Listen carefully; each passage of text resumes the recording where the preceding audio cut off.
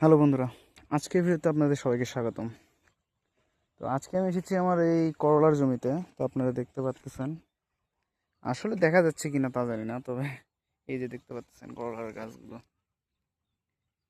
পুরো জমি আগাছাতে ভরে গেছে। সময় স্বল্পতার কারণে আসলে এগুলো ক্লিয়ার করা যাচ্ছে না এখন, যদিও ব্যস্ততার মধ্যেও আসলে করতেই হবে। তারপরও এমন পরিস্থিতির ভিতর পড়ে যাওয়া হয়েছে যে আসলে সময় হচ্ছে না। দেখেন, অনেক গাছ অনেক বড়ই হয়ে গিয়েছে। কোনো কোনো খোলায় দেখতে পাচ্ছেন আপনারা দুইটা, আবার কোনো কোনোটায় একটা। এই যে দেখুন, এই গাছটা অনেক পরে বের হয়েছে, এই জন্য গাছটা আসলে বেশি বৃদ্ধি হয় নাই। আর এই খোলাতে দেখতে পাচ্ছি যে এই খোলাতে কোনো গাছই এখনো বের হয় নাই, তবে মেবি এটা খুললে মেবি পাওয়া যেতে পারে এর উপরের অংশ। না, মেবি এটা হবেই না। আর এর বীজটাই আসলে নষ্ট বীজ, এই জন্য হয়নি। মেবি যে এটা হবে, এটা একটু আমরা দেখি। এই যে ফাটল ধরেছে এখানে, এই ফাটলটাকে যদি একটু আমরা সরে দেই, তাও তো আসলে পাওয়া যাচ্ছে না।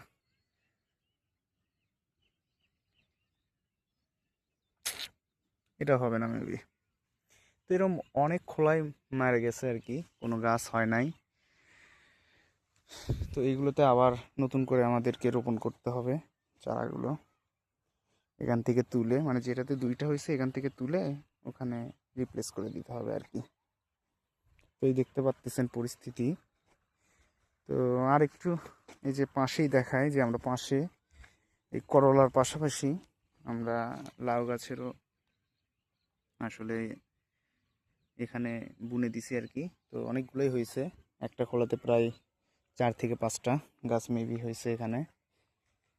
এগুলো দেখে অনেক সুস্থ সবলই মনে হচ্ছে, একটাও মরে যাওয়ার কোনো পরিস্থিতি নাই।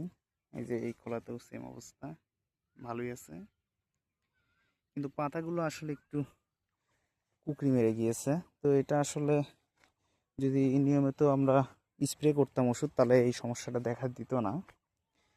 তো ওই যে বললাম, সময় স্বল্পতার কারণে আসলে হয়ে উঠছে না সব কিছু, সব দিকে তাল দিতে গিয়ে এই জিনিসগুলো করা হচ্ছে না।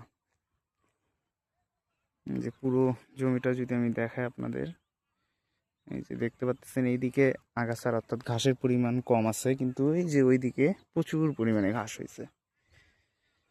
আর এখন যে কৃষকদের যে রেটটা রয়েছে, এটা আসলে অনেক হাই রয়েছে, পার ডে মেবি 500 থেকে 600 টাকা।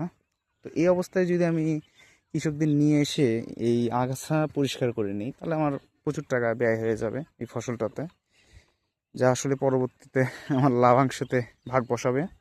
তো যাই হোক, কিছুদিন যাক, আর 2-4 দিন যাওয়ার পর আমরা এটা আসলে আগাছাগুলো ক্লিয়ার করে দিব কৃষকদের এনে।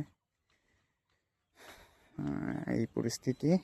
আর এগুলো এমন এক ধরনের ঘাস, আমাদের এখানে আঞ্চলিক ভাষায় এগুলোকে বলে কেল্লা ঘাস। তো এই ঘাসগুলো খুব খারাপ। আপনি যদি এই ঘাসগুলোর একবার শিকড় না উপড়ে ফেল দেন, তাহলে এটা আবার পুনরায় সেম অবস্থায় হয়ে যাবে, খুব দ্রুত এগুলো বাড়ে। আর এর যদি একটা মাত্র শিকড়ও যদি মাটির নিচে থাকে, সেখান থেকে আবার এটা অঙ্কুরোদ্গম হয়। তো এই জন্য আসলে এটা একবারে নিচ থেকে শিকড় সহ তুলতে হবে এই ঘাসগুলি। তো এই জন্য আসলে আমাদের একাকী হয়ে উঠছে না। তার জন্যই পরবর্তীতে যখন রেটটা একটু কমবে, তখন আসলে একসঙ্গে অনেকগুলো এনে একদিনে একেবারে ক্লিয়ার করে ফেলে দেবো। এই পরিস্থিতি।